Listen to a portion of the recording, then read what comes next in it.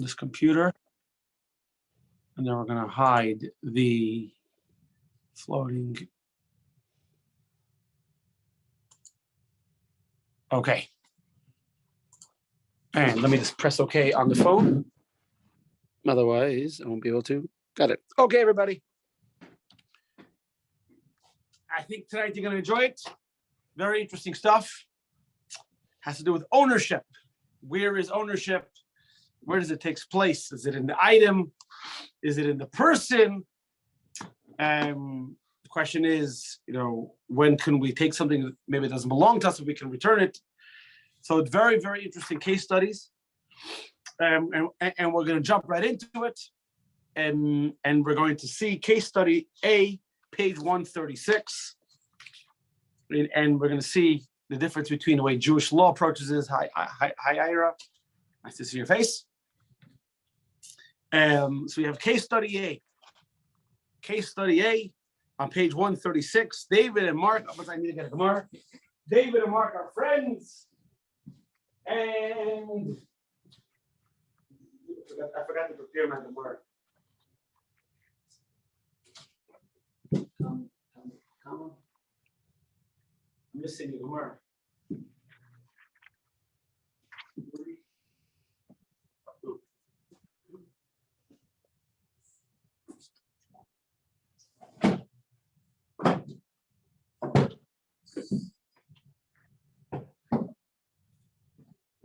It's great when you think you have books and you don't have books.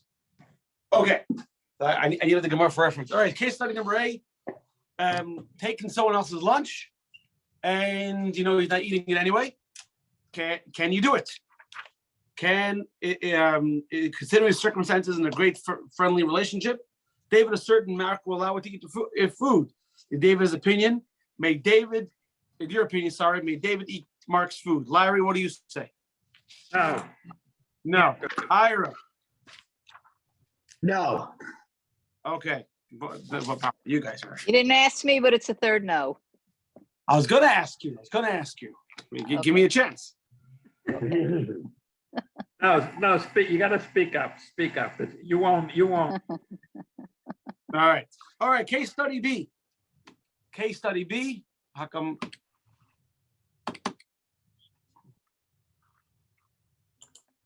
All right. Case study B. Sarah finds a bracelet on the floor. The question is, can she keep it? If she can't find the owner, yes or no? I need to put the batteries in. Okay, Larry, yes, no. It's conditional. It depends, but under the conditions that are actually stated there, if she was very diligent about trying to find somebody and enough time has passed, she can hang on to it, but she can't really do much with it. All right, Ira, yes, no. Agree with Larry. I mean, she tried. She should hang on to it. And if enough time passes, then I guess it's hers. Number 3, Leah finds a bracelet that Naomi drops, and she sees that Naomi tried to find it and walked away. And then Leah finds the bracelet. Can Leah keep it? No, that's a no. You say no. Larry, you say? No. That's Barbara. Although I think it's a yes. It's a yes. Now Ellen changed her mind to yes. Why did you change your mind? Because I read ahead, and I think I understood it to be the other way. I could be wrong. You're cheating. You're not allowed to read it. You're not allowed to read ahead.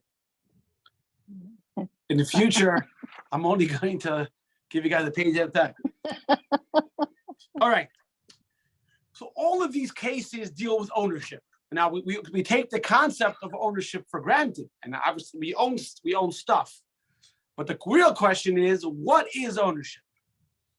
And to use Gemara language, and this is something coined by the genius of Rogachev. Rogachev is a town in Poland or Belarus, I'm not sure.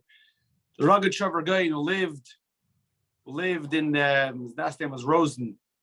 He lived late 1800s, early 1900s. I think he passed away in the 30s. And he made a distinction in a lot of these things. Is it the item or is it the person? Meaning, where is ownership? Where is ownership?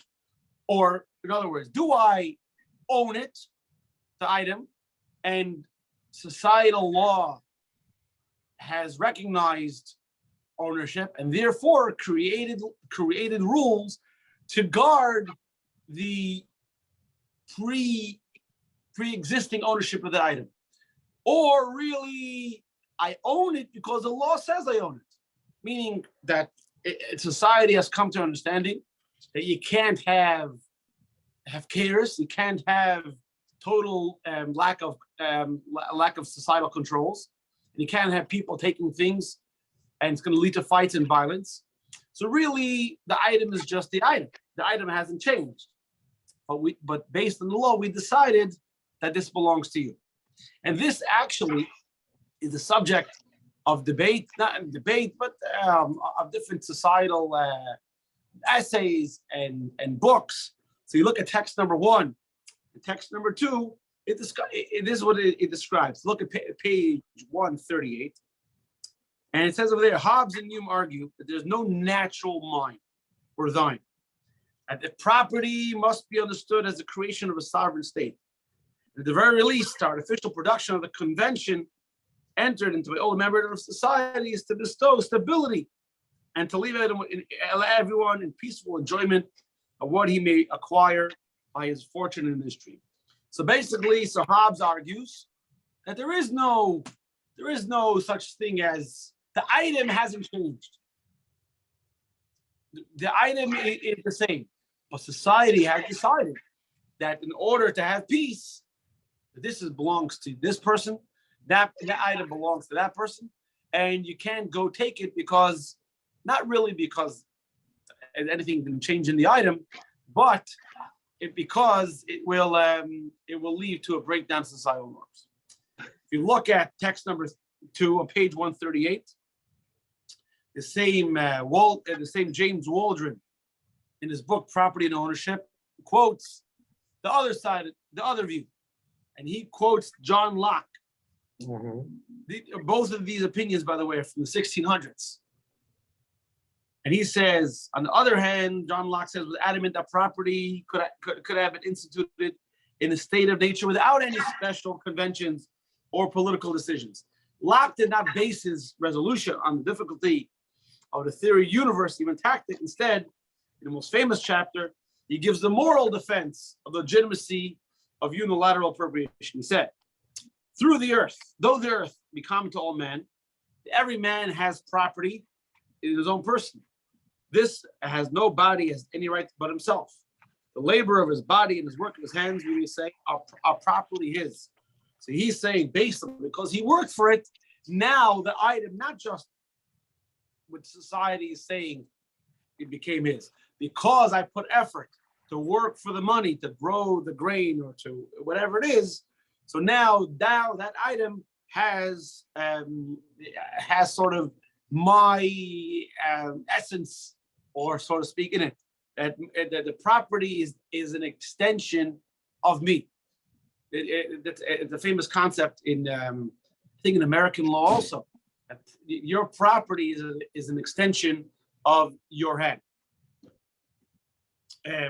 So when I sell my fruit to you, so the $20, which was yours, now becomes now the $20 becomes mine, and the fruit becomes yours. Welcome, Michael J. Howdy, family. Yeah. Somebody locked the front door. I had to walk all the way around. Yeah. Why don't you blame it on the door? Get your homework, right? So the car is yours, not because society says it's yours. It's because I worked hard for it. It's nothing to do with a societal agreement. If society decides to take it away from you, then Locke would argue that that's wrong. So what society has come to do, according to John Locke, is to recognize my property law rights that were already there. As opposed to Hobbes, he says that the rights are created by societal law. All right. So now that we have these two theories of Hobbes and Locke, let's try to apply them to the three case studies that we just learned. You're gonna have to look at catch up three cases. All right. So exercise. Well, this is very good for Michael J. He just started an office job, went back into the office. So case study number one is Mark and David are friends, and Dave is not in the office today, and Mark is good friends with David and knows David wouldn't mind. So he says, "Can Mark eat David's food? Oh, sorry, can David eat Mark's food?" And he's going to replace it. All right. So according to Hobbes, can David eat Mark's food? Yes or no? And now fill it in on your own, and then we'll go through the answers. And then according to Locke, can David eat Mark's food? Now, case study number two, Sarah found a bracelet. She tried to find the owner unsuccessfully. According to Hobbes, can Sarah keep the bracelet? According to Locke. And the same question would be, using a pencil or a pen, can Leah keep the bracelet, or must she attempt to locate Nomi and return it? According to Hobbes, according to Locke. Take a second to think about it. Someone already called out no. Someone's very, very sure. No need to. We're going to disregard all Ellen comments because she read ahead. So she self-graduated. I'm kidding. Didn't finish. I'm kidding around. This All still right. confuses me. All right. Okay, Larry. Since on my screen you're first. Larry, what say you? What was the question? No, did you do the exercise on page 140? Of course, I always do it. Okay. So we'll use your. So according to you, David, would David eat Mark's food according to Hobbes? What do you say? No, No. I don't think so. According to Hock. No, he didn't do Locke. he didn't do anything to obtain it that was considered work, labor, whatever. It was something that was sitting there that didn't belong to him. Interesting take. Okay. All right, Ira. Case study number B. Made Sarah keep the bracelet according to Hobbes? According to Hobbes, Case study number B, reminder. She found the bracelet, tried to find the owner, unsuccessful. according to Hobbes, yes. And according to Locke? No. No. Okay. Michael J is still connected to audio, so we're not gonna let him talk. Ellen, You can use yours. I don't connect to audio. Ellen, what Yes. do you say? Um, Case study B, case study C. According to yes, I Hobbes. see that. What do you say? May Leah keep she attempt to locate Naomi and return it. She may keep the bracelet. According to both, No. Hobbes said that ownership is societal construct, and Locke said ownership is a ontological reality. It means it's based in the concept is based in the item. Because you worked hard. Right. I don't know. Hobbes is A and the other one is B. I don't know. Yeah. Stuff All right. confuses So me. the U.S. law doesn't take an official stance, like you say it's either Hobbes or Locke, but it seems to take more of a Hobbesian. I don't know if it will make up a word. Hobbesian view. Hobbesian. Hobbesian. Yeah. Hopsy topsy turvy. Sounds like that sounds. A approach, which is it's society that gives you rights. We decide what's yours because society has built these rules. That's what makes it yours. Okay. let's look at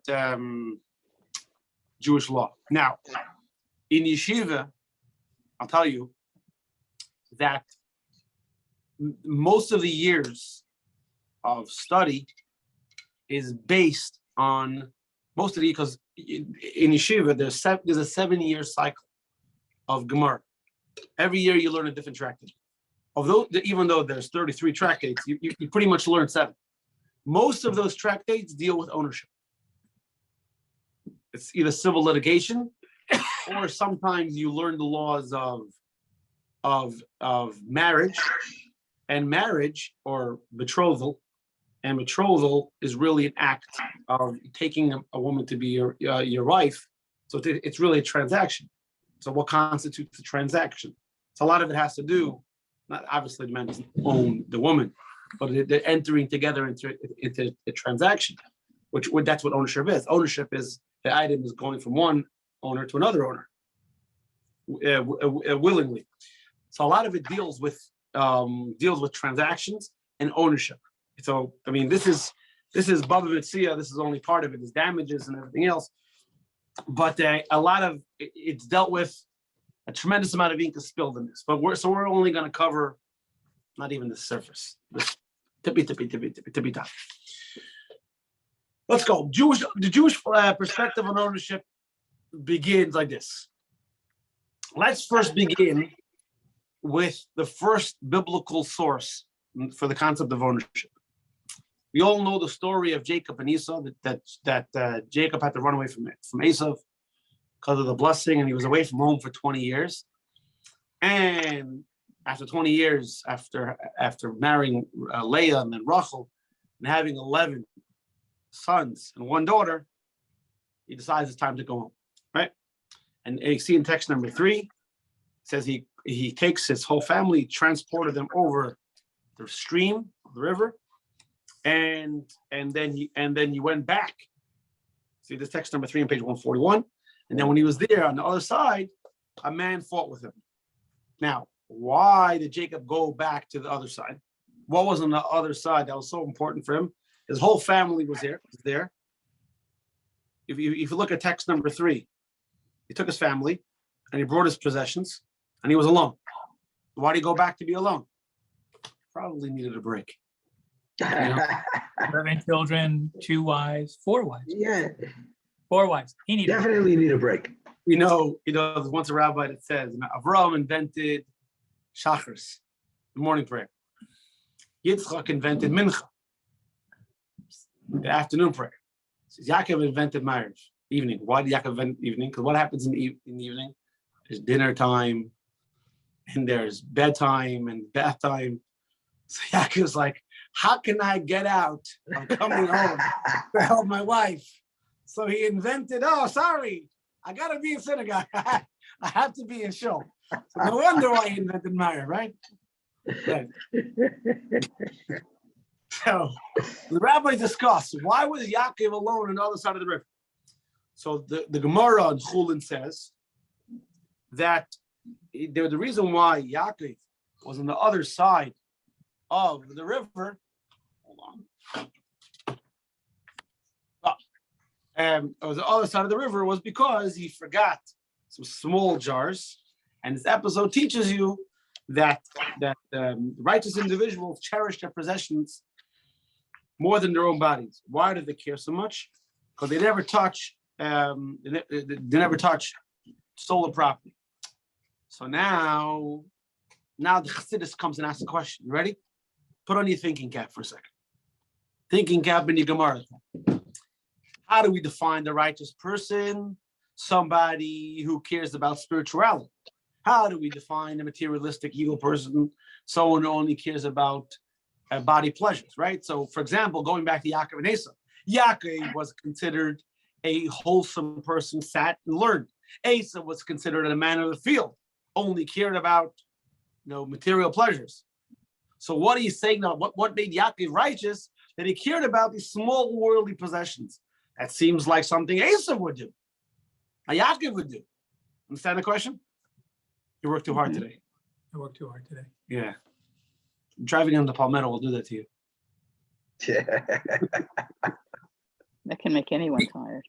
Yeah. Yes. You guys understand the question? Yeah. Yeah. Based on the Gemara and Chulin, it seems that what they're saying that the righteous man cares about his possession seems like something a character trait that we would attribute to Esav, not Yaakov. Yes. So comes the Baal Shem Tov. Baal Shem Tov gives a powerful answer. Of course he does. That's what makes him Baal Shem Tov, right? Right. That's why he's printed in the book, right? Text number 5. And he says something along the lines like this. And you remember, before we get into the text, let's just remember something.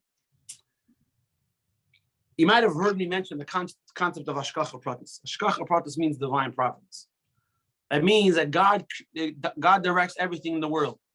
Not only does God direct human beings living creatures, God directs every single item in the world, every single creature, every single creation, down to the smallest thing that we might think is small and insignificant, but God has a plan. Because if you're God, you're perfect. And if you're perfect, there's no extras. Okay? So that means everything that we do, God put us here for a purpose. And everything that comes across our path is there to fulfill that purpose. So when you have an item, Baal Shem Tov says, and it's a longer text, in text number 5, that's not just some arbitrary random thing. It's there for you to do your job. So there's you, and remember, when you eating is not just an activity to get to prayer. Eating, when you pray with the energy of eating, we discussed this in previous classes, you're elevating that energy from the food, right? So when you use that money to buy, you work and use that money to buy food and eat. So that energy from the work is being elevated together. It's all part of one whole package. So let's look at text number 5. The Torah is highly protective of a person's personal assets. Why? Because this is a result of the concept that whatever material items we use, garments, food, and everything else, we derive benefit from the spiritual force within them. That means, remember, we have a soul that animates us, but everything has godly energy. Everything. If it doesn't have godly energy, it can't exist. God's infusing it, like we say it in prayer every day. He renews creations every day, constantly. So everything, there's the vessel, and then there's the godly energy in the vessel. So when you're interacting and you're utilizing that vessel, you're really also interacting with the spiritual energy inside of us.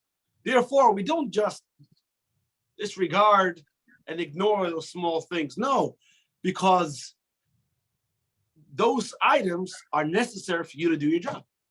So why does Yaakov go back? Because he cares about the small jars. First of all, Yaakov, by the way, was filthy rich. He could buy plenty more jars. Right? So it's not that. It's because he owned those jars and they were necessary for him to do his job. Like you see on the screen, we must elevate these sparks by using them to serve God. So so therefore, the last paragraph, you have to be highly protective of our possessions and whatever we own, out of concern for the individualized special forces they possess. Before we go on to the lesson video, do we have any questions? Why didn't he send somebody back? Who should he send? He's got all of these people with him. No, but it's answered because it was related to his divine service. They were his. His person. Yeah. Okay. Any questions? I can tell Esther's not on the call.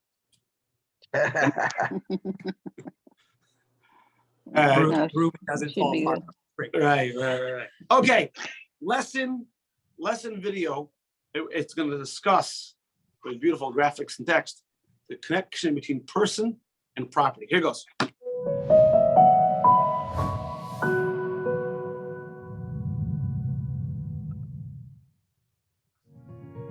As human beings, we consider ourselves rational creatures.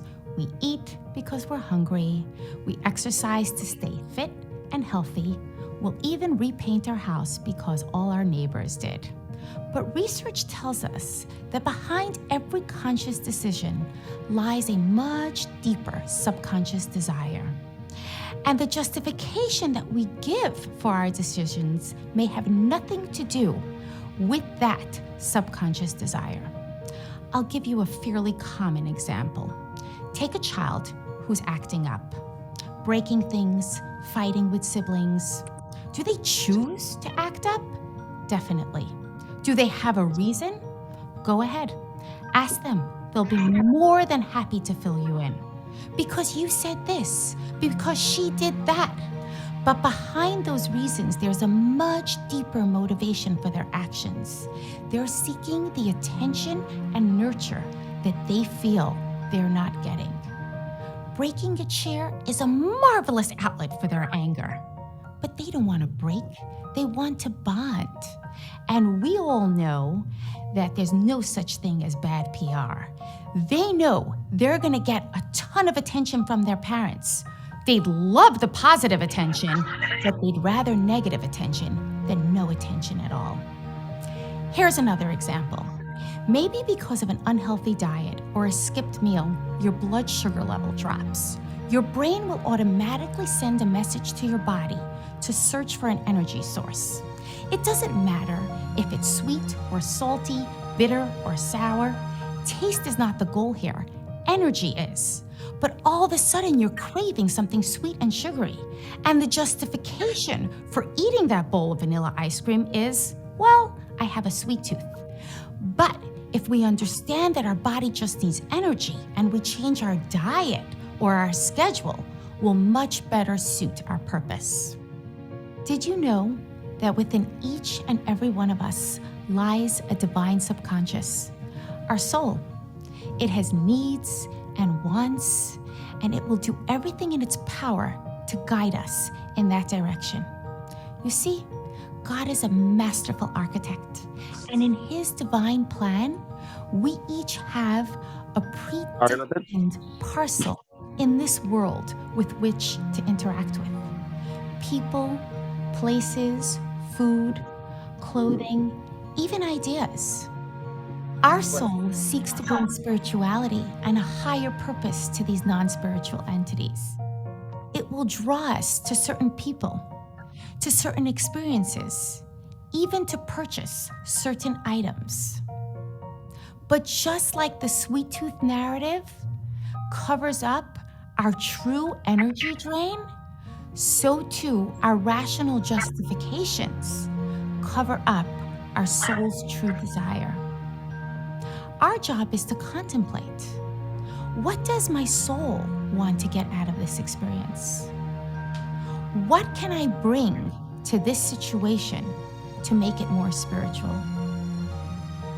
Everything we own needs to have a meaningful use, and every action that we take needs to serve a higher purpose.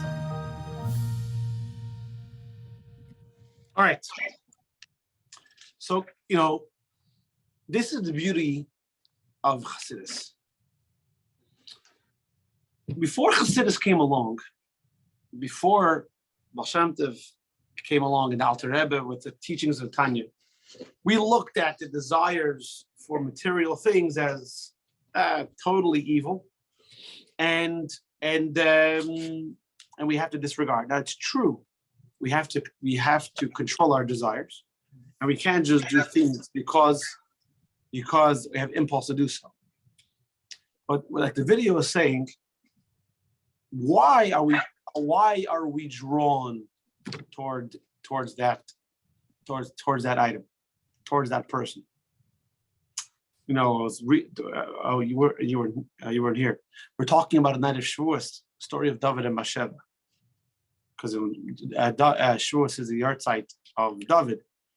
So they're saying that according to Kabbalah, David was drawn to Bathsheba. Why? Because he understood that he's supposed to be with her.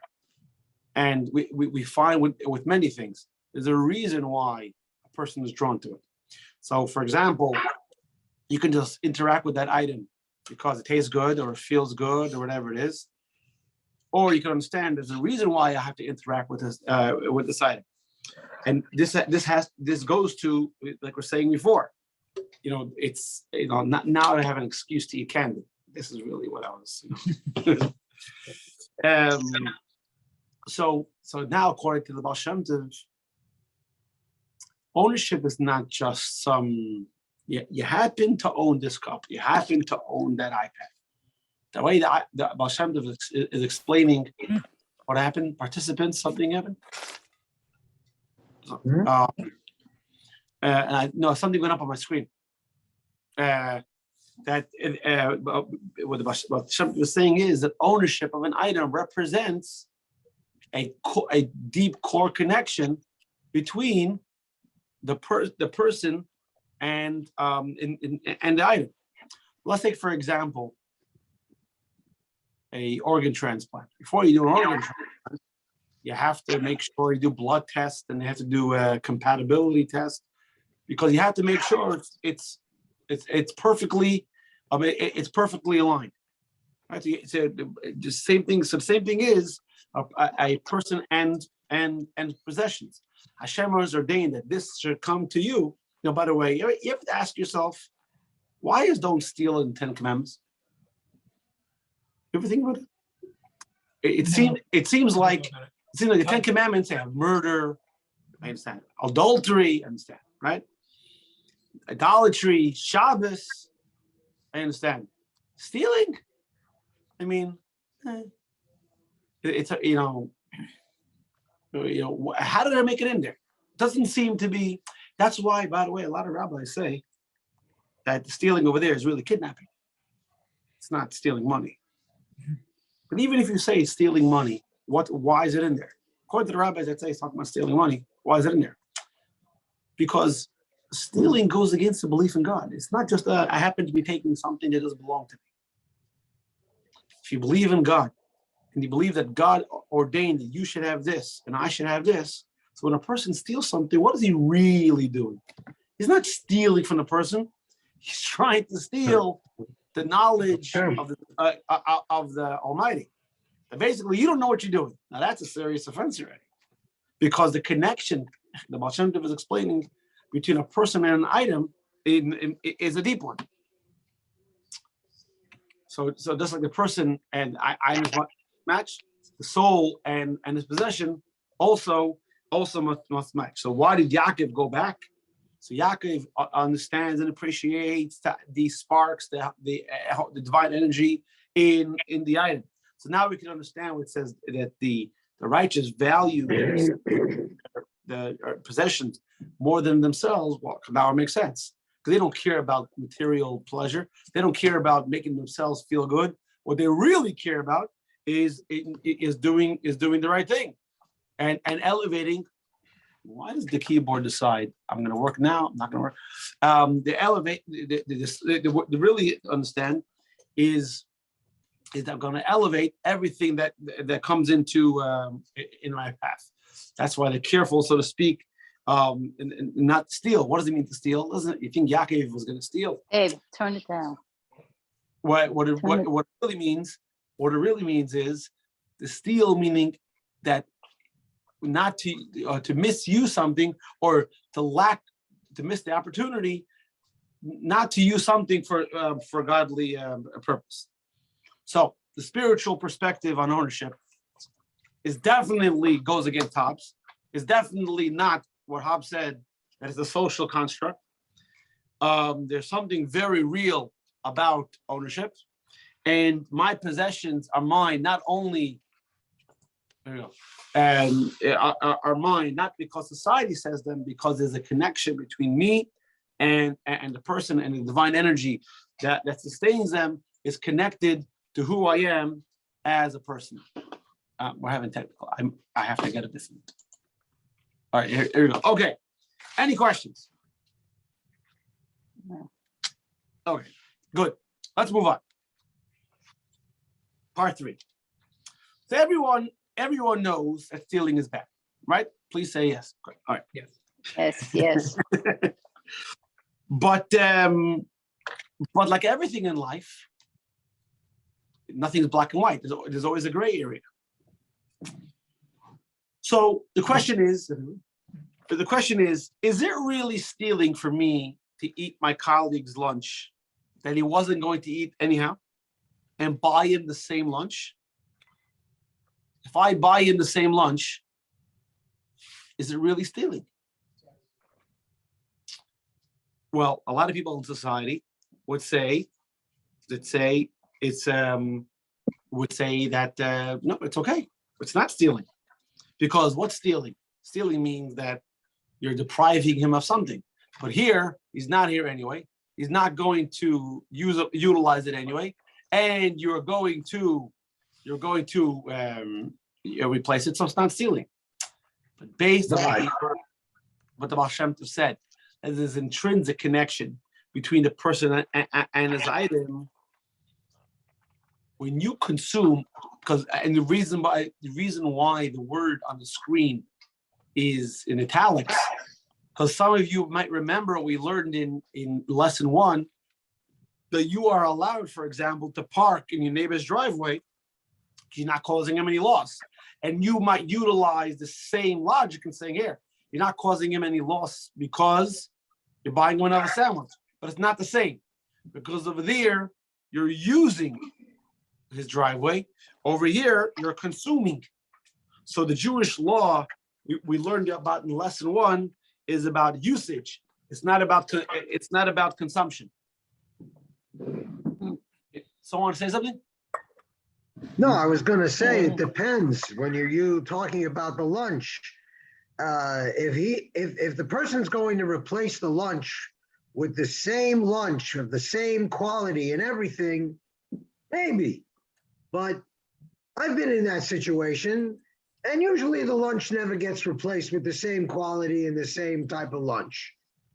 So according to halacha, if you look at text number 6, even if you were to replace, Mendy's deli sandwich, from Aroma with the same exact sandwich, and maybe it'll be even better because now he's gonna have a more fresh sandwich. It's considered stealing, because when you park in the guy's driveway, have you taken away his ownership? His driveway is still in the same location. Driveway's still there, right? Yeah. So he thinks it's empty, and it's not. We haven't taken away anything from him. Here, his item was, and now it isn't. Look at the Alter Rebbe writes in text number 6. If you enter a private garden, you can't pick a fruit except without written express permission. Banana fell and his friend. Oh, sorry. Express permission from its owner.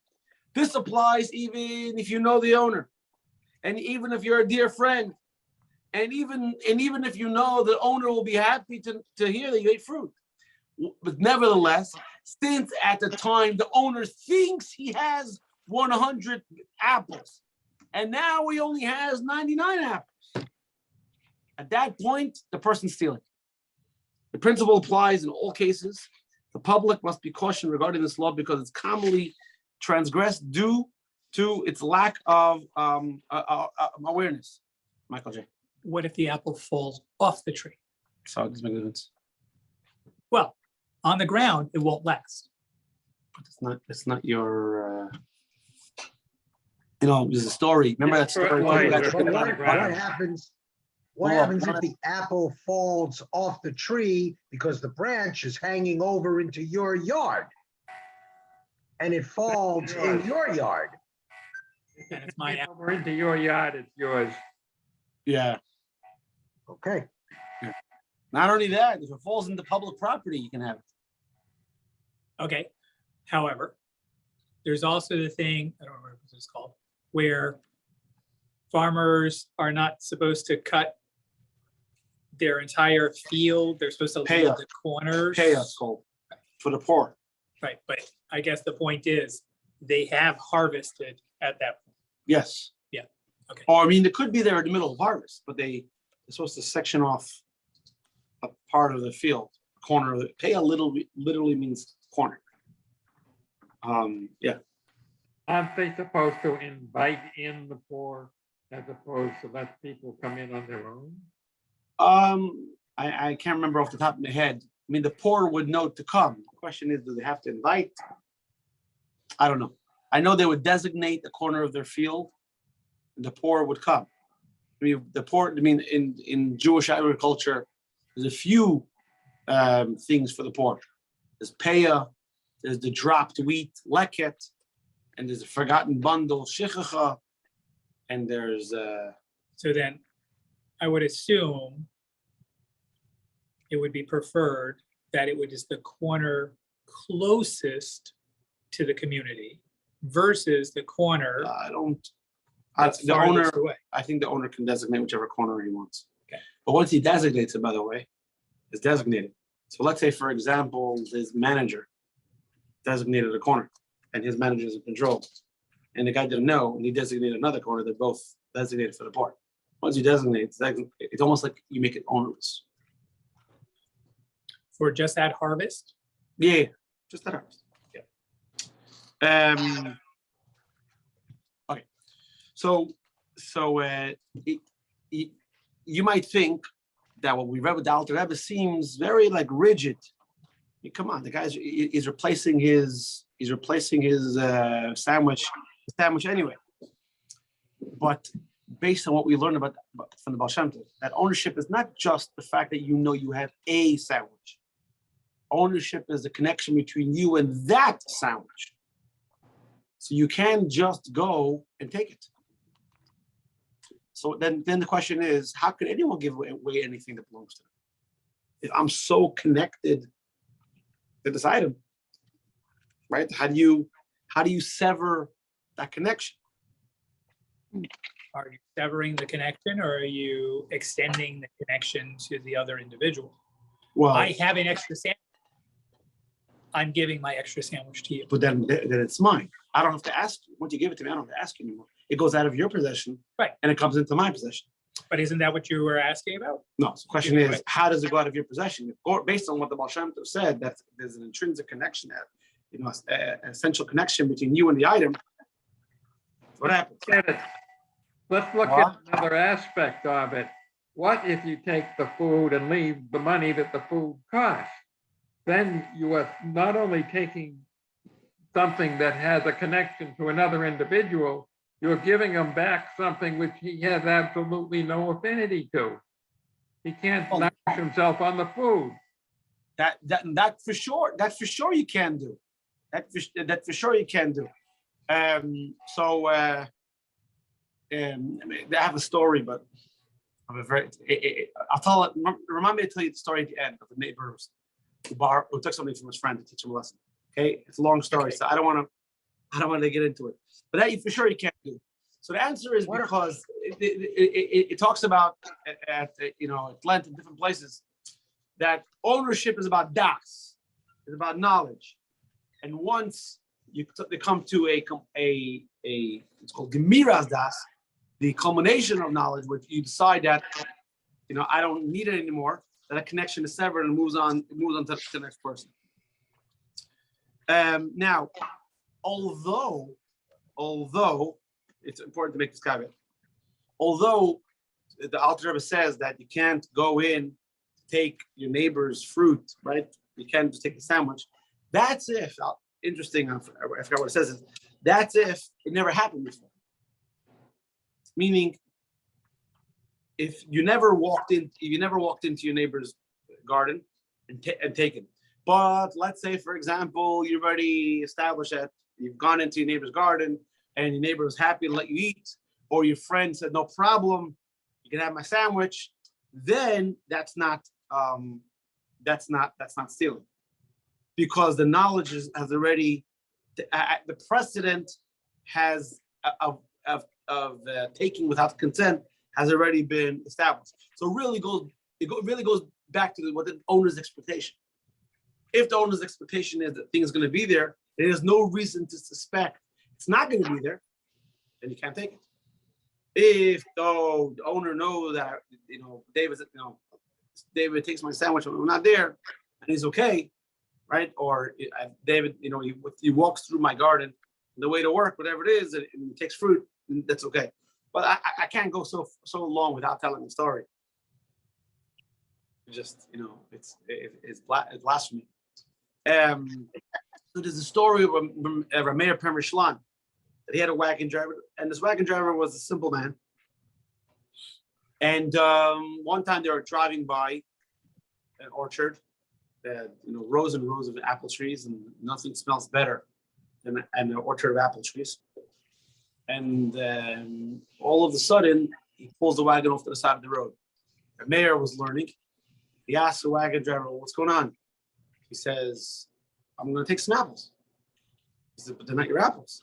He said, "Oh, but the owner has so many rows of apples, we're sure not going to mind. I don't want him to catch me yet. So do me a favor, Rabbi. You be my scout. Just let me know if the owner's coming." So the owner's watching. The guy climbs up on the fence and he's about to grab an apple. All of a sudden, a mayor calls out, "The owner's watching! The owner's watching!" The guy gets up the fence, gets into his wagon, and hits the horses. He's looking behind him to see if anyone's giving chase, and turns to the rabbi and says, "It wasn't a very nice trick to play." Says, "I didn't play any trick. So you told me the owner of the orchard is watching, and he's not watching. The owner of the orchard is watching. God is always watching. You can't take something that doesn't belong to you, even if it's something small and minor. Many times we think, it's only, but it's stealing is stealing, unless you have the person's consent. Now that we've set that a person's ownership is not just about the item, it's in the item. Now we can understand why it's so important to return something that belongs to someone else. So the question is, if you find something, according to American law, okay? According to American law, if you find something, you have to search for the owner. Michael J., I can get you a chance to. I don't know the answer to that, but I can tell you as a kid, I found a gold ring. Precious? And I want to, The one and only gold ring? precious?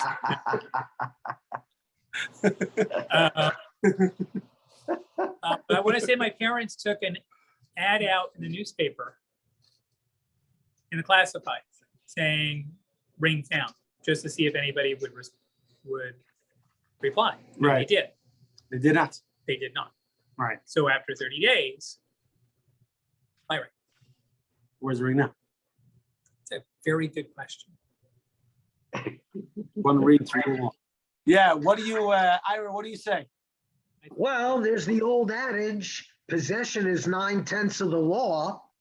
So if I possess it, then must be mine. According to, United States, American law, whatever. So I think if I'm correct, I think according to legal law, legally, a person is supposed to try to make an effort to find the owner. But if after a few months pass and the item isn't claimed, then it's presumed. It's presumed that the owner abandoned and gave up on the item and like the finders keepers law, right? Let's look at text number 7, page 145.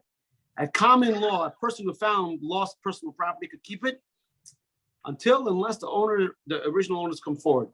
This rule applied to people who discover lost property in public areas, as well to people who discover property in their own property. Many jurisdictions have statutes that modify the common law of lost property. Typically, these statutes require lost property to be turned into the government official, and if no one comes, then the finder can keep it. All right, let's look at what Jewish law says. Text number 8. Text number 8 says, this is a quote from Chumash Devarim, Book of Deuteronomy, and it says, if you find something, you have to give it back. Not you have to give it back. You have to look for the owner, and if you can't find the owner, you have to watch over that item. And we're not talking about just an item like a gold ring, which doesn't really cost you any expense. You can lock it away in the safe, maybe. Why do we have to lock it up in a safe? If you find a gold ring and you leave it out and it's stolen, and then You're responsible for it. You're responsible because you have to take proper precaution. If it's a gold ring, or or whatever it is. It's a donkey or garment. There's actually a story in the Gemara, was it Chinida Bandes, I think it was. This guy was traveling on the road, and Rabbi Chinida Bandes had a tree in his yard. The guy was traveling with a few chickens, and he took a nap.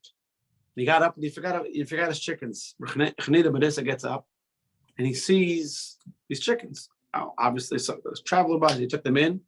Chickens had eggs, and after a while, eggs. So he bought a goat, and then the milk, and I think it was like 10 years later. Guy comes knocking on his door. He said, "Listen, I know this is crazy, but about 10 years ago, I was traveling through your yard, and I was here with 3 chickens. Whatever happened to those chickens?" He said, "Come, let me show you your chickens." And he comes out and there's 4 goats. So here, these are yours. I mean, the Gemara told us the story because that's obviously, a crazy story. Now you are a goat. So now I have a question about that because I remember hearing a story similar. Yeah. All right. So the You finder had- feeds the animals. Yeah. The animals multiply, Yeah.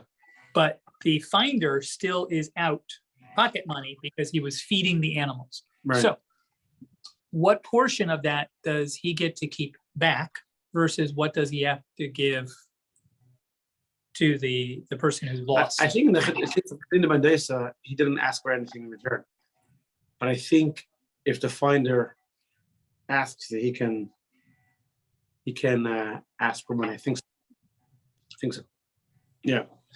Which, by the way, reminds me of the story. This lady lost her handbag, her purse, and she was shopping, and a boy finds her purse, and he brings it to her, and she's looking through to see if all the credit cards and money is there. And she says, "Oh, that's interesting. When I lost it, there was a $20 bill. Now I see there's 20 singles." It's like, yeah, the boy says, last time I returned the purse, the lady didn't have any change.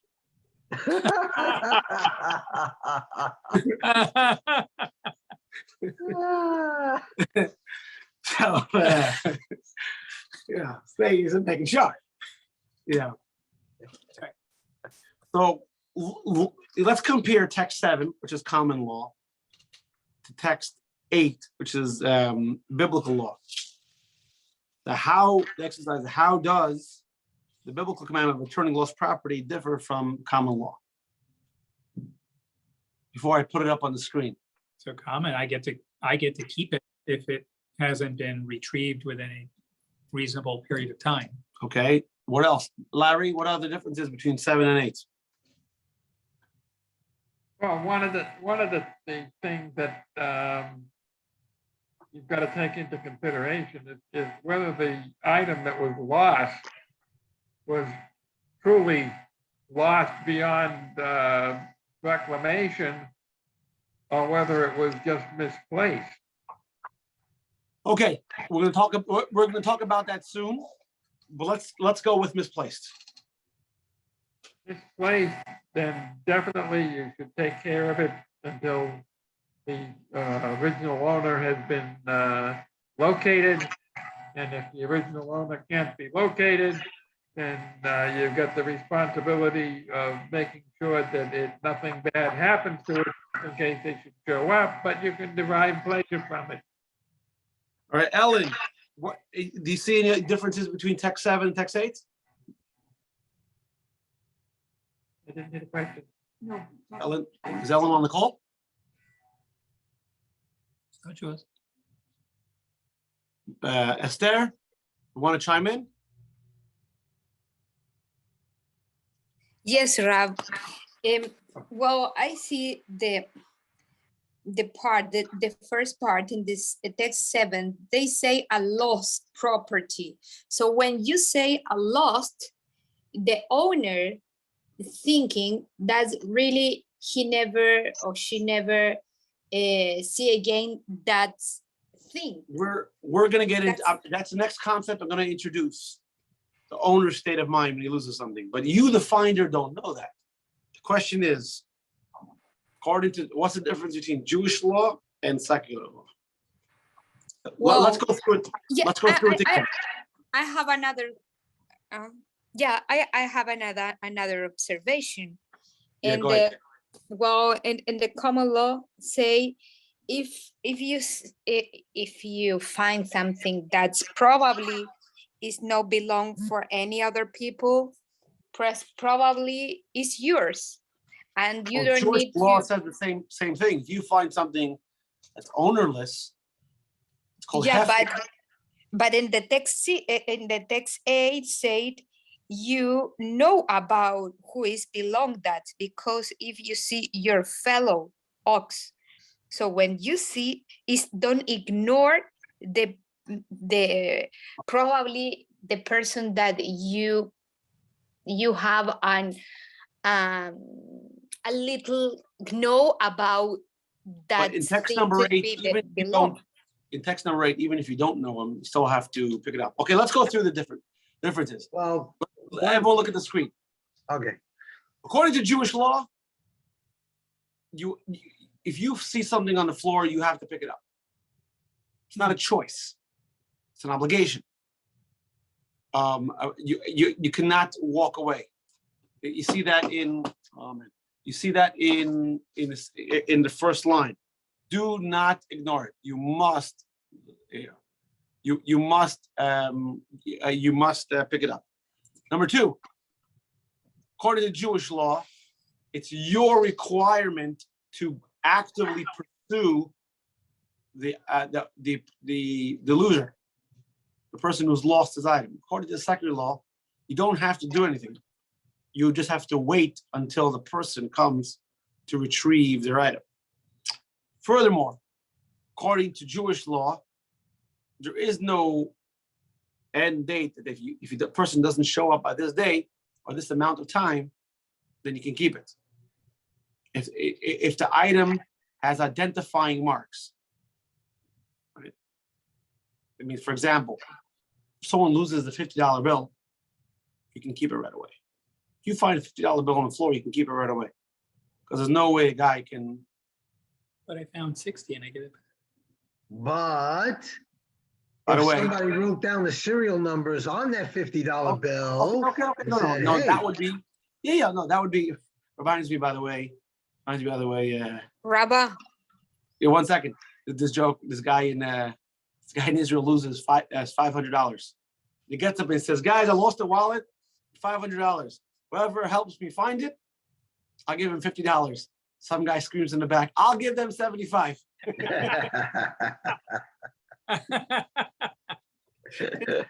Yeah, Esther, go ahead. yeah. Well, I'm in this text 8, don't say until what time you can keep that thing, because Exactly. that You thing can't. is no, in the text number 8 say you can keep that thing that you find until the owner come to your home. No, you can't keep it. You have to guard it. You cannot keep it. You're not allowed to utilize it. So, for example, But they if you say found take it with you and keep it until they come for it, it. because Yeah, it's not take yours. it. You are a guardian. You're not an owner. Exactly. For example, But if until it's a what hammer, time? What time? What year? 2 years? no, forever. forever. That's what I was saying now. If the item has identifying marks, meaning the owner will come and say, my hammer had this or my cow had that mark, right? Then you can never utilize it. You have to put it on a shelf and wait for the owner to come.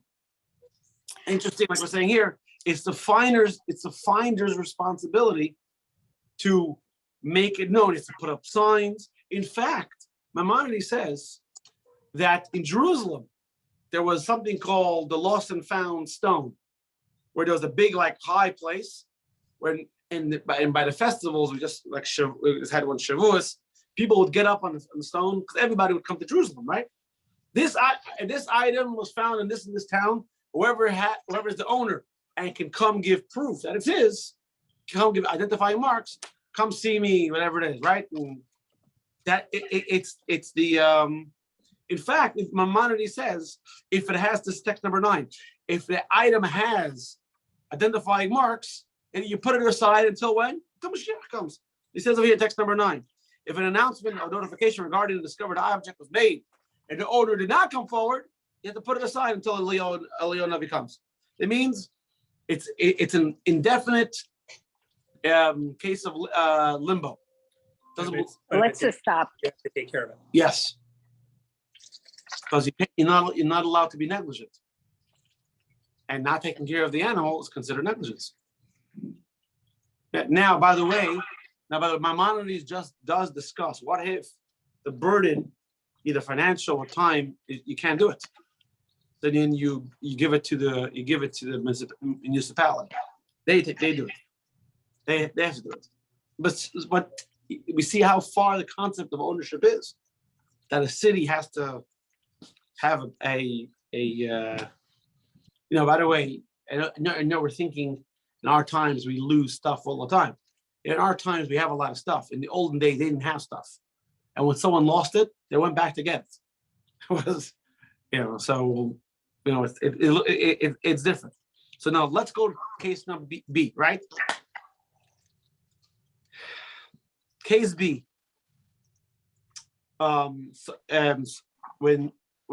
Case B. Sarah found the bracelets. She tries to find the owner. She can't. Can she keep it? She has to hold on to it and protect it. She has to hold on to it, protect it, because the text number 8 says, take it, put it in the safe, because it's a valuable object, and you have to. Can she wear it? No, it's not hers. I understand. Is there an opportunity here that if she wears it, somebody in the community will recognize it and we can give it back? Versus if she holds on to it, it's sitting in a safe. No, but no, you can't just hold on to it. You have to put up signs. You have to announce it. So like I said, so for example, if you announce it and no one in the town, let's say for example Brooklyn, right, in Crown Heights, in the Chabad section, a lot of people come to spend the month of Tishrei in Crown Heights. Let's say you find something and no one in Crown Heights says something. So then when it comes to the month of Tishrei, you have to put up a sign, because maybe a guest lost it, a traveler. That's or actually, by the way, if you go to Jewish websites, like COL or these Jewish websites, you'll see a link over there, lost and found. Well, where people post stuff they found. That's the mitzvah of Shabbos Aveda. You have to do it. You can't. Okay, let's get into the exception to the rule. Remember what we said before, that ownership is in your mind, right? And as long as you have ownership in your mind, it sort of permeates the item. So when I give this item over to Michael, so now in my mind, it's no longer mine. Now it's yours. So let's say I lose something. And in my mind, I have despair. I give up on it. Right? Okay, I say, I'm never. Did you keep it then? How would I know? Oh, how would you know? So if you look at text number 8, Maimonides quotes the Gemara over here. It says certain items you know. So if you find money, then you know. If you find money on the floor, the owner has no, because remember, the guy comes and says, oh, you found $10, I lost $10. You don't give it back. Oh, you found a notebook, a gold ring, I lost a gold ring. It doesn't work that way. You have to give it's called a siman. A siman means a sign.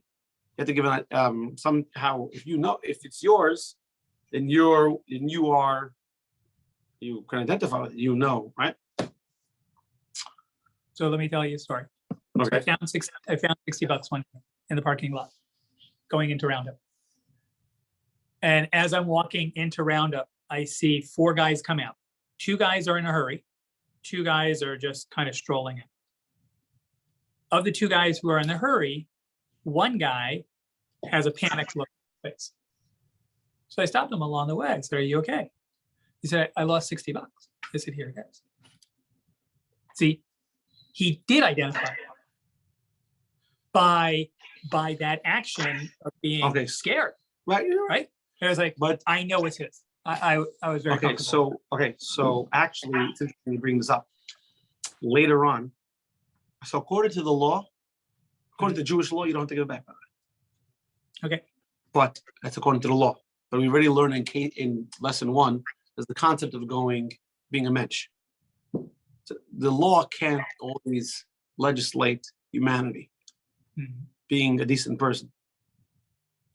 We're talking, right? There's the correct thing to do, there's the righteous thing to do. So you did the righteous thing. Legally, you weren't bound. According to halachic law. According to American law, you were. And by the way, the rabbis say that a lot when it comes to these laws over here, you have to follow, the legal law. So Maimonides says in text 10a, if you can be sure that the person is going to give up, let's say, for example, you find something on the beach. You find something on the beach, and by the way, even if it has scratches and dents, I'm not talking about it has a name. Right? If you find something, a ring or something with scratch and dent, right? Oh, it has a mark. It's on the beach. There's no way the person thinks he's gonna get it back. So then you can keep it. You see, this is text number 10b. This is called, the Hebrew word is called yiyush. Yiyush means despair. If the owner despairs over the item, then you can keep it. Do you still need to make an attempt to find the person? No. No. Okay. If you find $60 on the floor, right? You don't have to make any attempt. I didn't. Because that guy, by the way, when he came back to look for his money, he was hoping he probably dropped his money next to his car. I'm assuming. Right. I wasn't near his car. What I'm saying, but he's hoping he dropped it at getting out of his car. If you find $60 somewhere else, because is a chance someone else lost $60? Yeah, but you have to. The onus, the burden of proof is on the person who lost the item. Now, if he can't prove that the item is his, then he gives up. Right? So, for example, if you lose something, if someone loses something, let's say you find a gold ring or a diamond on the street in New York.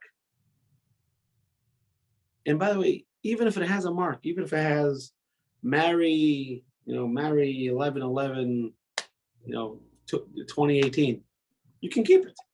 You think Mary really thinks she's going to get her ring back off the streets in Times Square? I think that Mary hopes that she would get her ring back.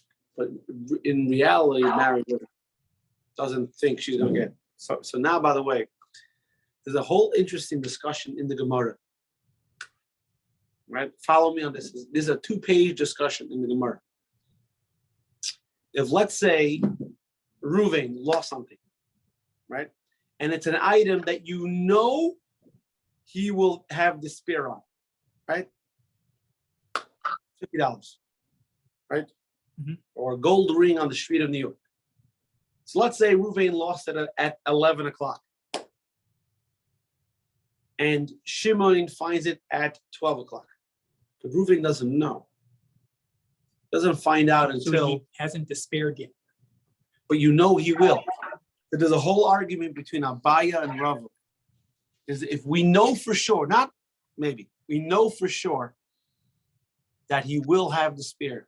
Can we assume, can we sort of just fast forward to if you know the result, can you, it's called Yush Shaloi Midas. Despair without the knowledge of the owner.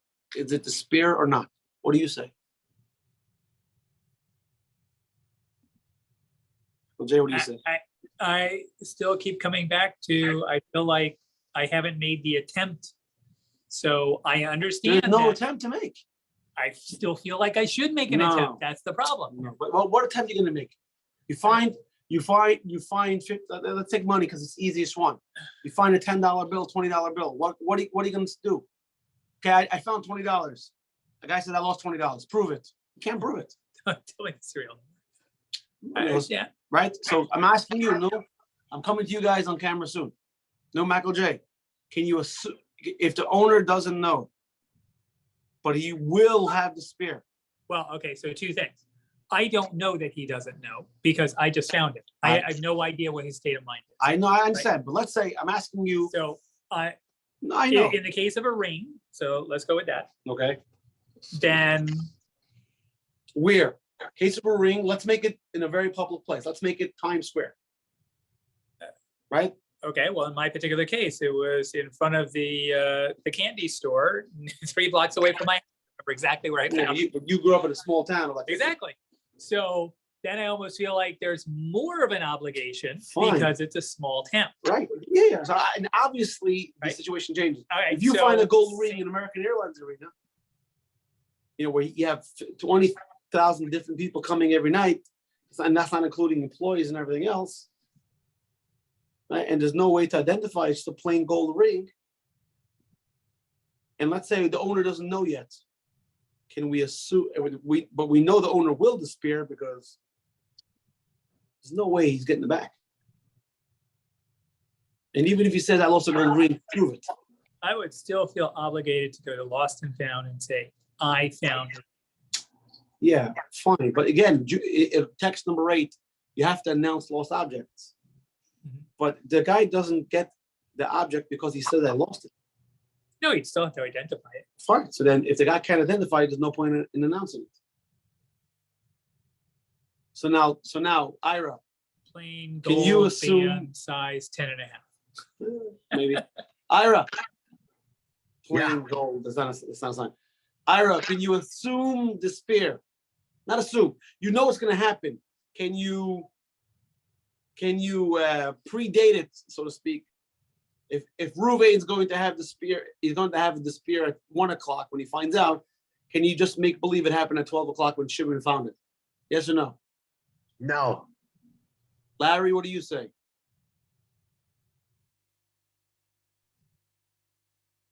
The question is what again? Ruvain lost the ring at 11 o'clock. Shimon found it at 12 o'clock. Now, Ruvain, this ring, or this $20, there's no way Ruvain can get it back. There is no identifying mark. So Ruvain can never claim it. But Ruvain doesn't know it's lost at 12 o'clock. He only finds out it's lost at 1 o'clock. Right? The point So the that question is, can Shimon now is the keep it at person 12 o'clock? can't despair. Huh? The person can't be in despair because he doesn't know he lost it. I know, but the question is, we know for sure he will despair. So the answer to your question, I think, is yes, you can assume at 12 Sure. o'clock. So If you find it in a situation where, it would be impossible to determine whose it was, and they wouldn't even be able to remember where they lost it, obviously that situation is common sense, as the original owner would be in despair because there's no way to connect the loss with the eventual finding. So this question takes up two whole pages, going back and forth. This is a machlekes, an argument between Abaya and Rava. Rava says that you can't assume yush, you can't assume despair, because you know it's not if, it's going to happen. Right? So if a guy is on a cruise and something fell over, but he doesn't know that he lost it yet, and you find it on the beach, Mhm. it's going to happen. I mean, So Rava says you can keep it. It's yours. I mean, the ownership, it's now yours because it's going to happen at 1 o'clock anyway. Right? Let's give a sports example. I once heard a friend of mine give a sports example. Let's say 30 seconds left to go in the game. Right? One team is up 30 points. The other team for sure can't catch up. Starts raining. Do we say, yeah, we know the result is going to be? Can we just walk off the Rava. field? Yeah. Well, according to the text number 10b, I can keep a treasure. So You I can like, keep it. I can, if I find a treasure, according to the text number 10b, I can keep that treasure.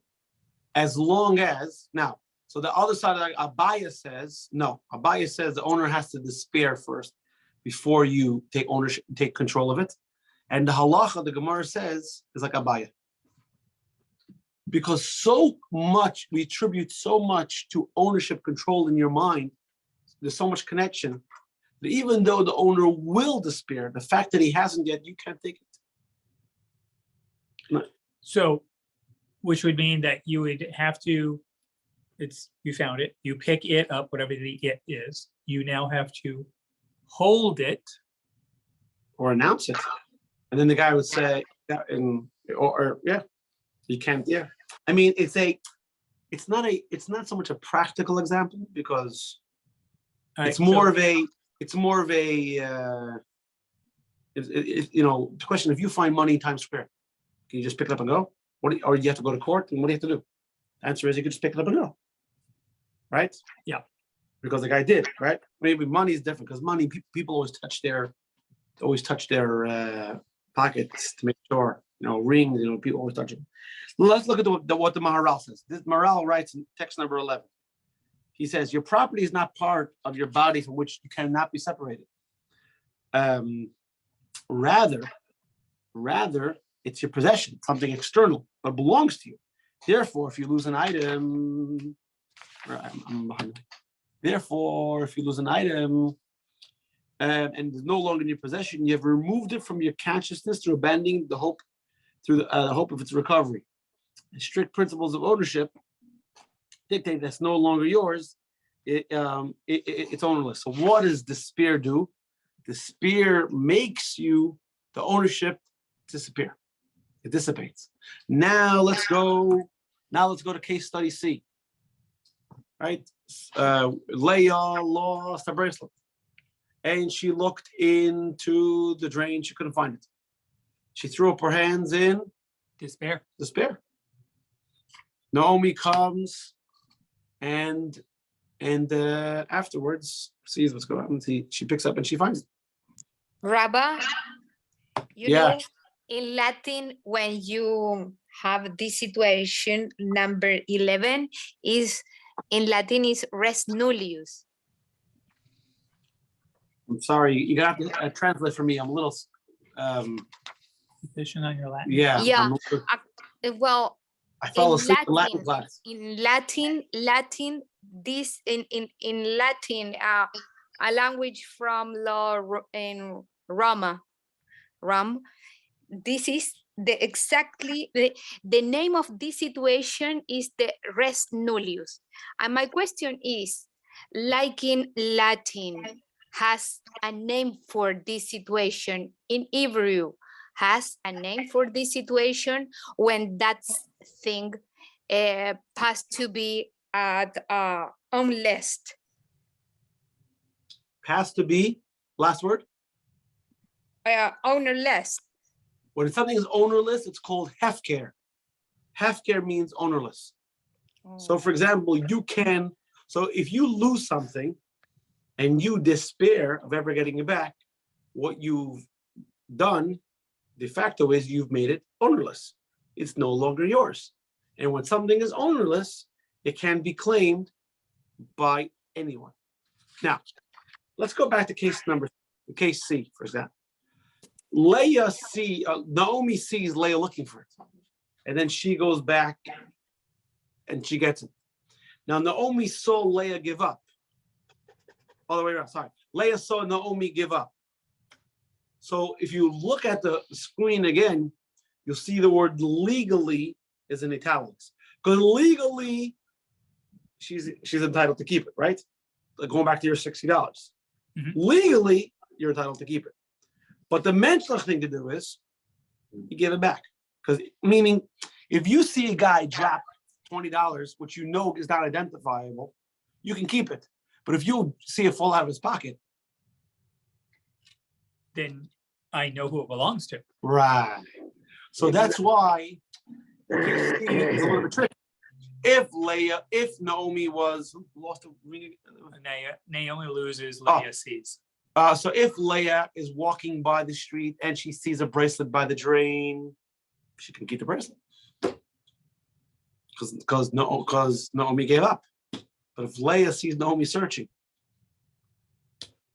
and she gives up, but you found it then. And the right thing to do is you see text number 12, and we touched upon this in class 1, is the law is that you can keep it. Or you're supposed to go beyond the letter of the law. Now, it's in fear, not necessarily, right? It's if you find something you have to go through such a hassle, and if a person gave up, you still have to try to pursue. Look what Maharal says. Talk about fairness. He talks about the perfect balance between common law and legal law. It's a very long text. Text number 13, page 153. He said, a sages state that we're not required to return we're not required to return a lost object since the owner has despair. This seems unfair. How can we appropriate someone's belongings for which you need to toil no trouble? I mean, it's not yours. How can you keep it? Mhm. However, the Torah's legal system is not a system of pragmatic ethical conventions.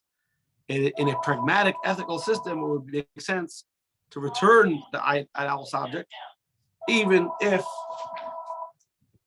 1 second.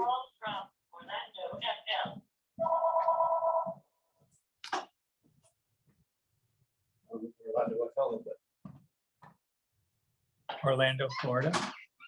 I know. I mean, I know.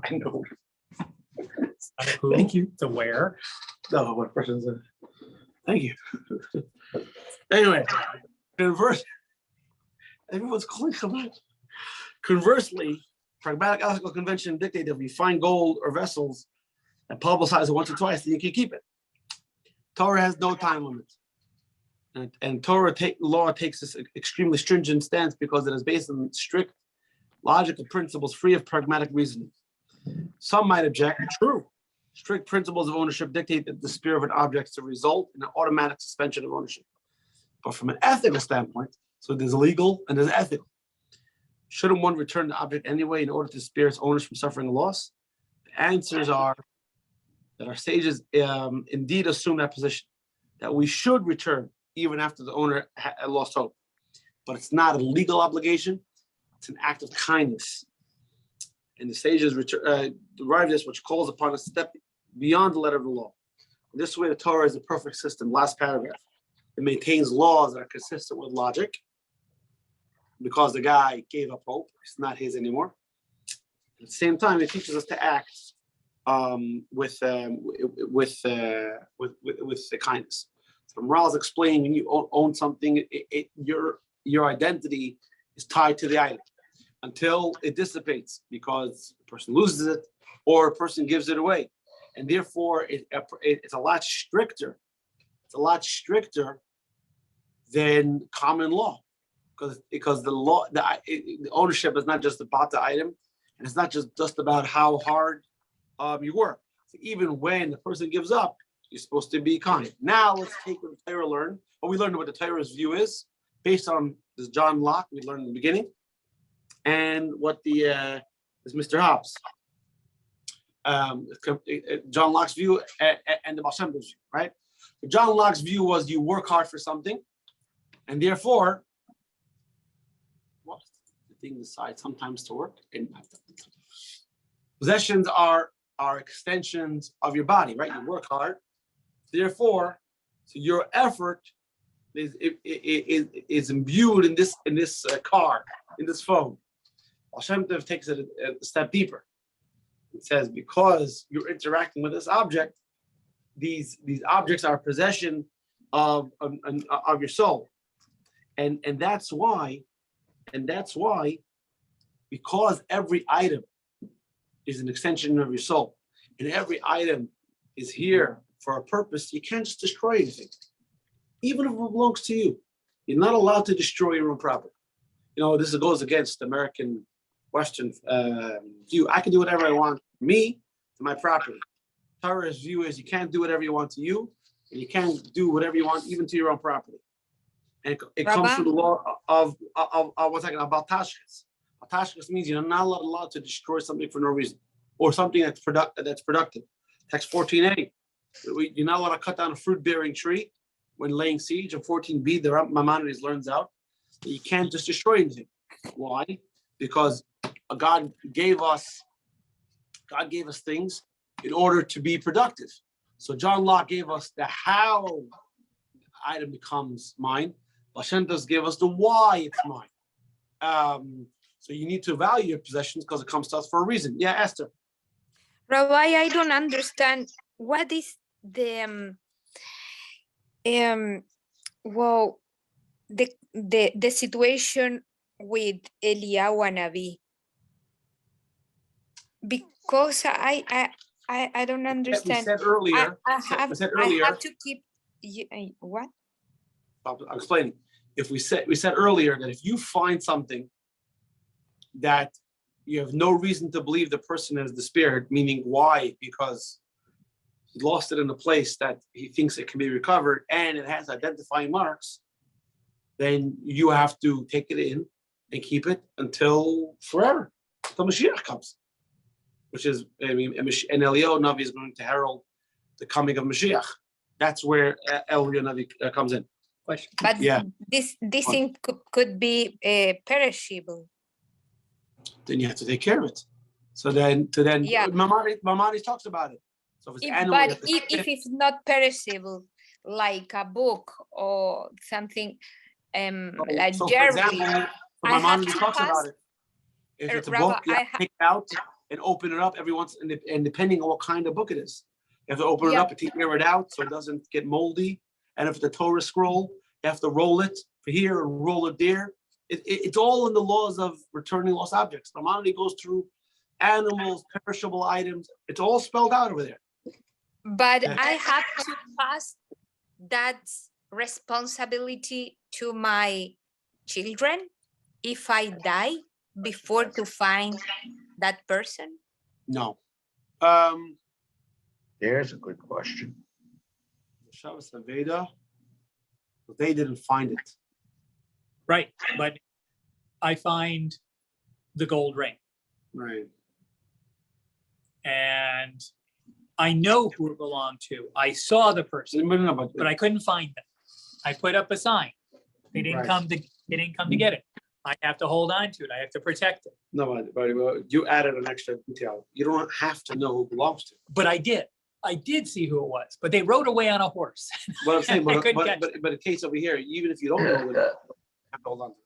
Yes, but there was I don't want to get sucked into the Right. to the So other part. I don't want to say yes or no without. I remember Maimonides saying that you can give it to the court, the local municipal court, and their job will be to hold on to it.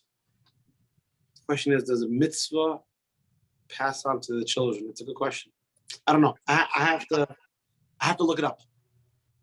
I have to look it up. It's a good question. So you have homework. I have homework.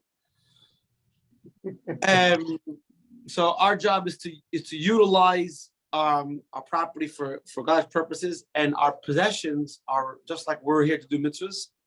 Our possessions are there. Our sort of partners, our partners of creation, our tools of creation. They're waiting for us to do mitzvahs. So obviously, you have to respect people because they're created in God's image. You have to respect people's property because their property is their tool to realizing God's purpose in creation. Okay. So now we're going to talk about getting into people's minds, ownership. Now next week we're going to talk about people, approach of people good, people essentially good. By the way, everyone should look at the end of the class. Very interesting thing, the perspectives of ownership, the concept of not to destroy property. The very interesting thing on page 160, page 162. There are endnotes. But the question is, innocent till proven guilty.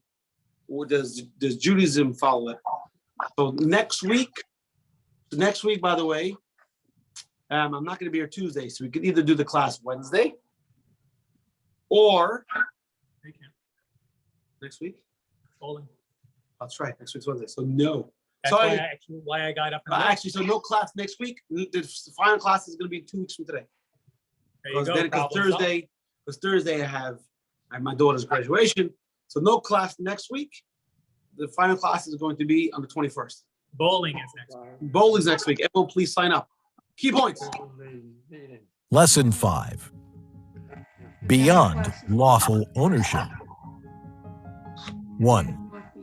Jewish mysticism teaches us that ownership reflects a spiritual relationship between the owner and the possessions. Our belongings hold a spiritual energy that only we can harness. 2. The Jewish theory of soul-related ownership does not just provide a definition of ownership. It also informs our use of our property and our manner of relating to the property of others. 3. Jewish ownership laws are based on strict principles. As a result, Jewish law does not allow us to take someone else's property without advance permission, even if we're certain the owner would approve. 4. Jewish law is very stringent regarding the return of lost property, obligating us to proactively retrieve lost items and seek out the owner. This obligation has no end date. 5. The strict principles of Jewish law sometimes result in leniency as well, such as allowing us to keep a found item if circumstances make it clear that the original owner has despaired of its recovery. Nevertheless, we are encouraged to step beyond the strict letter of the law and return the item.